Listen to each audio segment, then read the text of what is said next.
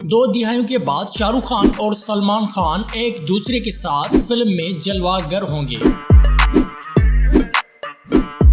भारतीय मीडिया ने एक बड़ा दावा किया है। बॉलीवुड के दो सुपरस्टार शाहरुख खान और सलमान खान 1995 के बाद एक मर्तबा फिर साथ में फिल्म में दिखाई देंगे। नाजरीन, दुनिया भर में किंग खान और दबंग खान के बहुत सारे मदा हैं जो दोनों को एक साथ देखने के लिए बेताब रहते हैं। चुनाचे अब उनका इंतजार खत्म होने वाला है। भारतीय मीडिया रिपोर्ट्स के मुताबिक शाहरुख खान और सलमान खान के लिए ये फिल्म रानी मुखर्जी के शोहर आदित्य चोपड़ा लिखेंगे। तहम फिल्म का नाम ताहाल सोचा नहीं गया। रिपोर्ट में बताया जा रहा है कि इस फिल्म का इब्तदाई ख्याल तैयार कर लिया गया है, लेकिन आदित्य फिलहाल डायलॉग्स और स्क्रीन प्ले पर काम कर रहे हैं, जिसके मुकम्मल होने के बाद 2023 के आखिर 2024 के आगाज में शूटिंग का आगाज होगा। तहम फिल्म की कहानी 2022 के आखिर में मुकम्मल होने के इम्कानात हैं, जिसके बाद ये शाहरुख और सलमान को